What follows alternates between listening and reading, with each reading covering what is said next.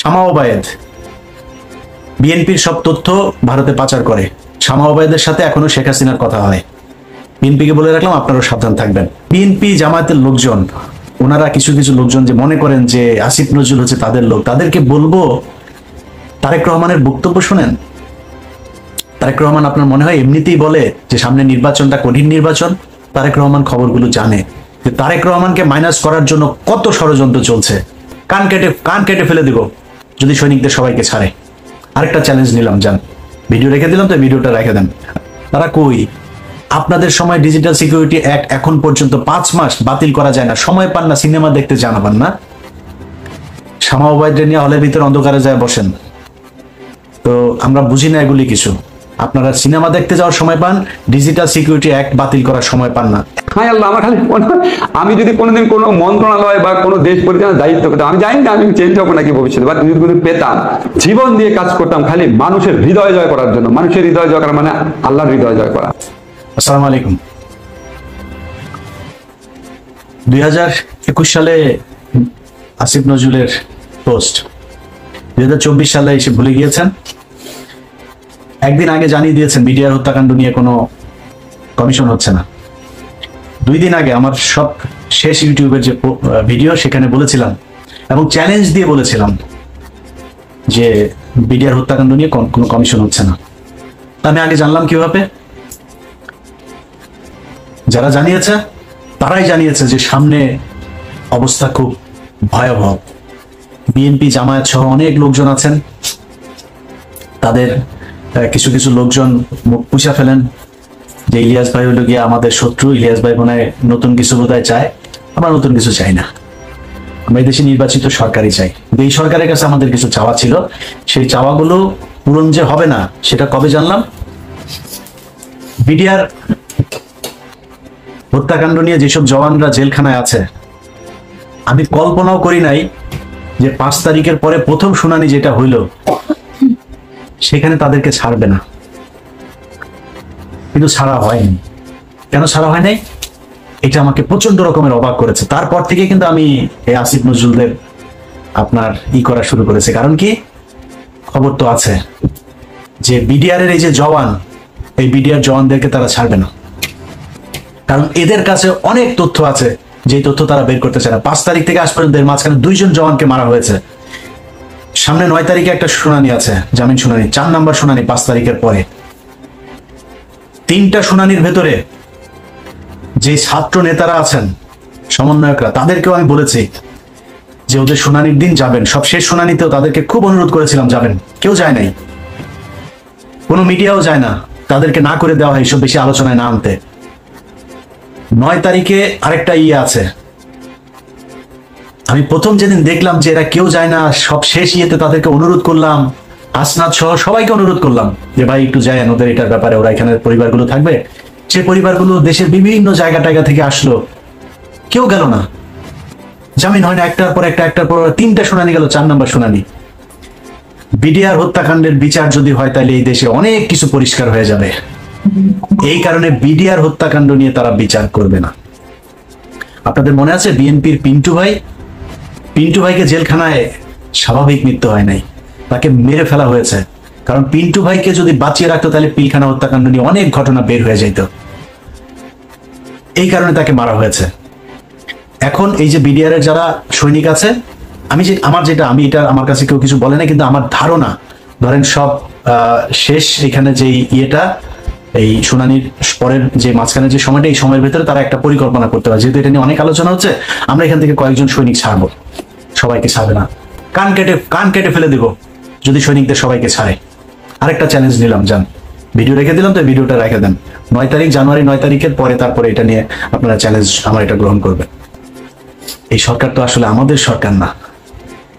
এদের ভেতরে ডক্টর মোহাম্মদ ইউনূসকে সামনে রেখে সব ভেজাল চিটা সব এটার ভেতরে ঢুকিয়ে দেওয়া হয়েছে। ইন্ডিয়ান পুরো সেকেন্ড লেয়ারের যা আছে সব এই জায়গায় বসানো। ডক্টর মোহাম্মদ ইউনূস চাইলেও কিছু করতে পারে না। এখন ডক্টর মোহাম্মদ ইউনূসের সামনে রাস্তা একটাই আছে, উনি যে কোনো দিন শুনবেন যে উনি চলে গিয়েছে দেশ থেকে। এরপরে কি হবে? পুরো সেটআপ সাজিয়েছে আসিফ নজরুল, মাহফুজানা, মতিউর রহমান।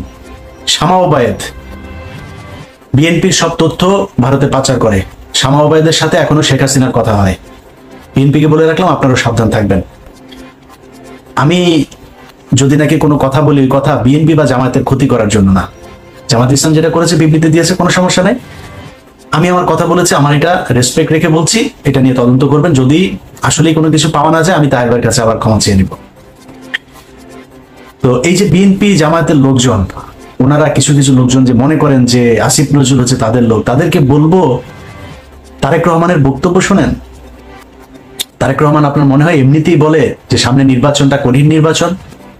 এমনিতেই বলেন যে আপনারা মনে করবেন না যে আমরা ক্ষমতায় চলে এসেছে? এগুলো এমনি বলে না, কিন্তু তারেক রহমান খবরগুলো জানে যে তারেক রহমানকে মাইনাস করার জন্য কত ষড়যন্ত্র চলছে, এবং সেইটার পার্ট হচ্ছে এই আসিফ নজরুল, রেজওয়ানা বন্যা, আরেকটা আছে ওদের সাথে ওয়াহিদ মাহমুদ, তো নামটা ভুল করছি কিনা জানি না। এই গম গত সপ্তাহে আসিফ এই ডক্টর মোহাম্মদ ইউনূস তিনি বলেছেন যে 25-এর মাঝামাঝি বা শেষের দিকে আমরা একটা নির্বাচনের দিকে করি। তিনারা যাবেন না, তিনাদের কথা 26-এর শেষে গিয়ে আমরা করবো, চিন্তা করবো। এর মাঝখানে সেট আপ শেষ হয়ে যাবে, সব শেষ। বিএনপির ভাইদেরকে বলতে চাই, সব শেষ। দুদকের একজন চেয়ারম্যান আপনাদের দলের ক্যান্ডিডেট ছিল, সে বিএনপি করে না, খুব সৎ মানুষ।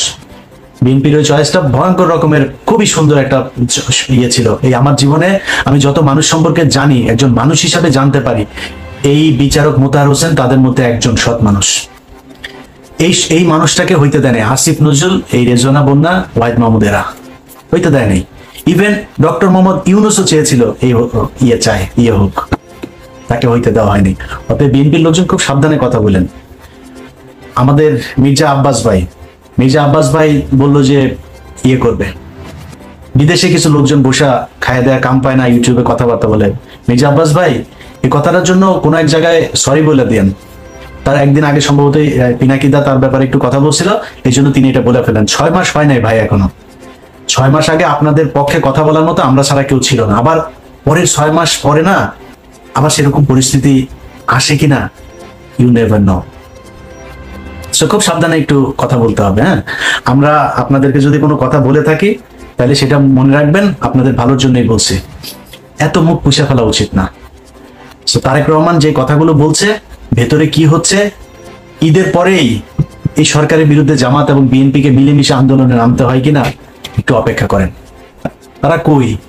আপনাদের সময় ডিজিটাল সিকিউরিটি অ্যাক্ট এখন পর্যন্ত 5 মাস বাতিল করা যায় না, সময় পান না, সিনেমা দেখতে জানাবেন না। শামা ওবায়দকে নিয়ে হলের ভিতরে অন্ধকারে যায় বসেন। তো আমরা বুঝি না এগুলি কিছু। আপনারা সিনেমা দেখতে যাওয়ার সময় পান, ডিজিটাল সিকিউরিটি অ্যাক্ট বাতিল করার সময় পান না। এখন পর্যন্ত হাজার হাজার বিএনপি জামাতের লোকজন জেলখানায় বন্দী। গত সপ্তাহে ডান্ডা বেরি পরিয়ে জামাত শিবিরের সাবেক সভাপতিকে রাজশাহী কোর্টে তোলা হয়েছে। আমার এই ফেসবুকে সে ছবি দিয়েছে, ভিডিও দিয়ে রেখেছি। কেন এখনো পর্যন্ত সেটার ব্যাপারে ব্যবস্থা নেওয়া যায় নাই? কিসের জন্য? আরো কত বছর সময় চান? বসে বসে লুটপাট করবেন। আমার এই নেতা ফোন করে, ওই নেতা ফোন করে, ইলিয়াস ভাই এরা তো আমাদেরই লোক, এদের সাথে এরকম করলে তৃতীয় পক্ষ ঢুকবে। আর ভাই এরা আপনার লোক হইতে পারে, আমার লোক না।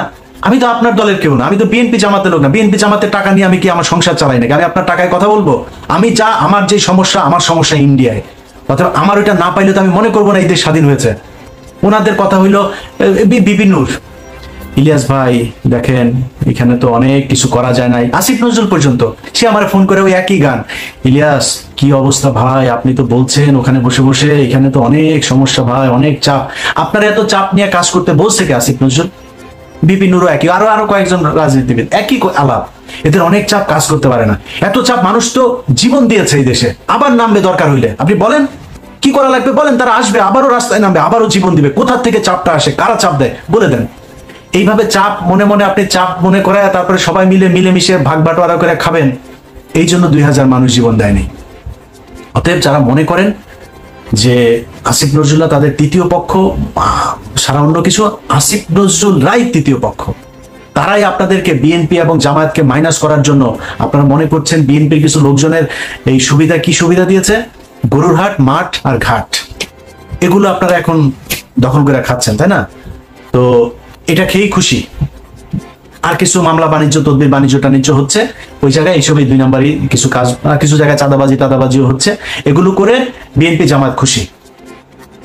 কিন্তু এইটা চিন্তা করেন নাই যে আপনাদেরকে দিয়ে এগুলো করিয়ে তারপরে তারা সারা দেশে বোঝানোর চেষ্টা করছে বিএনপি বিশাল চাঁদাবাজ একটা দল, জামাত ইসলাম বিশাল চাঁদাবাজ একটা দল, এরা হচ্ছে গিয়ে এই আওয়ামী লীগের লোকজনকে তারা দিচ্ছে।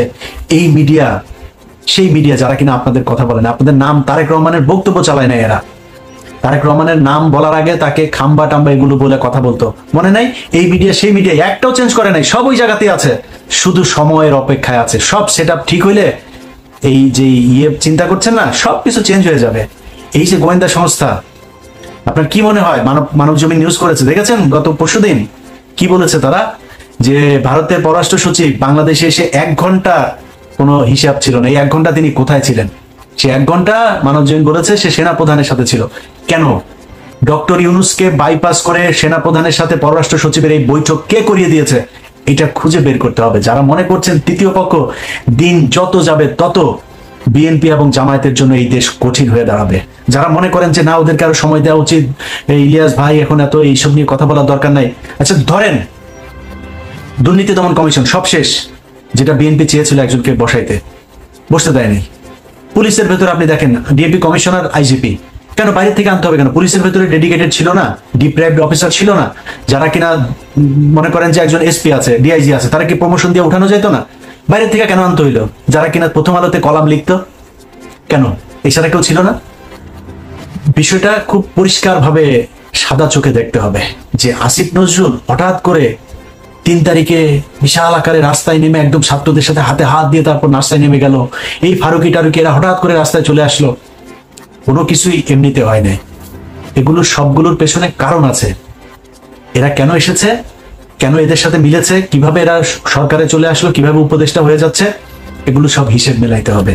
সো বিএনপির যেসব নেতারা আপনার ওই সময় মতো গিয়ে তারপরে আপনাদের সামনে বলবে যে হায় হায় কি করলো ইলিয়াস, আগে যা বলেছিল সেটাই তো ঠিক হইলো, তাদের কিন্তু সমস্যা হবে না। সমস্যা হবে কার জানেন? সমস্যা হবে খালেদা জিয়ার, সমস্যা হবে তারেক রহমানের, সমস্যা হবে আপনারা যারা ধান খেতে কিছুদিন আগে ঘুমাইতেন তাদের। একই রকম জামাতের নেতাদের উপরে আবারও চরম, এই যে ডাক্তার শফিকুর রহমান থেকে শুরু করে ডাক্তার শফিকুল ইসলাম মাসুদ, যারা যারা আছে, কি টর্চার, কি নির্যাতন নিজেদেরকে সহ্য করতে। এখন পর্যন্ত এটিএম আজহার ভাই কেন জেলখানায়? গোলাম পারোয়ার কি কষ্ট সহ্য করেছে, মানে জামিন হয়েছে, জামিন হওয়ার পরে আবার ঢুকিয়ে রেখেছে, পুরো সময়টাই জেলখানায়। কিন্তু কিছু নেতা যাদেরকে নিয়ে আমরা কথা বলি, তাহের মিয়ার তো কিছু হয় নাই, তাহের মিয়ার খুব বেশি কষ্ট সহ্য করা লাগে নাই। এগুলো একটু হিসাব মিলাইতে হবে যে কাদের সাথে এদেরই ছিল। ডক্টর আসিফ নজরুল ঢাকা বিশ্ববিদ্যালয়ের মতো জায়গায় থাকে, ছাত্রলীগ গিয়েও তারা একদিন একটা গুতা দেয় নাই।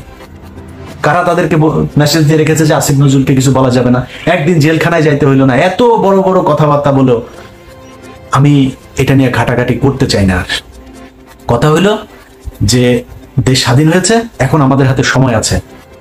আমরা এই সাগররুনি হত্যাকাণ্ড বলেন, শাপলা চত্বরের হত্যাকাণ্ড বলেন, গুম, যারা এখন পর্যন্ত জেলখানায় আছে, বিডিআর এর জওয়ান, বিডিআর এর অফিসার যাদেরকে হত্যা করা হয়েছে সেটার বিচার, এই সবগুলোর বিচার হইতে হবে। 21শে আগস্ট থেকে শুরু করে উদিচি, ছায়ানট, যেখানে যেখানে বোমা হামলা হয়েছে এগুলোর বিচার হইতে হবে। শুধু বিএনপির লোকজনকে আপনি এখান থেকে মামলা থেকে অব্যাহতি দিবেন ন, এটা তদন্ত হইতে হবে কারা করেছে। তারেক রহমান করে নাই, লুৎফুজ্জামান বাবর করে নাই, তাহলে করেছে কারা? এদের ভেতরে একটা বিশাল আকারের, আপনি শখটা যদি চিন্তা করেন না, দেখবেন ইন্ডিয়ার জায়গাগুলোতে হাত দেওয়া হচ্ছে না। আপনি দেখেন বিডিআর এর জওয়ান, তাদেরকে ছাড়া হচ্ছে না। লুৎফুজ্জামান বাবর, গিয়াসউদ্দিন আল মামুনকে কিন্তু ছেড়ে দেওয়া হয়েছে, লুৎফুজ্জামান বাবরকে ছাড়া হচ্ছে না। ডিজিএফ এর আপনার সাবেক যেই কর্মকর্তা রেজাকুল হায়দারকে ছাড়া হচ্ছে না, কিন্তু আব্দুর রহিম ওনাকে কিন্তু মেরে ফেলা হয়েছে। এইভাবে যারা যারা এখন পর্যন্ত এদের বিপক্ষে, যাদেরকে দিয়ে ইন্ডিয়ার এইসব জিনিস সব বের হয়ে যাবে, তাদেরকে দেখবেন আস্তে আস্তে মেরে ফেলা হচ্ছে। রাস্তাঘাটেও দেখবেন এখন অনেক দুর্ঘটনায় মানুষ মারা যাচ্ছে। এগুলো এইভাবে খুব সুপরিকল্পিতভাবে তারা তাদের জায়গাগুলো পরিষ্কার করছে, খালি দেখছে যে কারা আমাদের বিপক্ষে।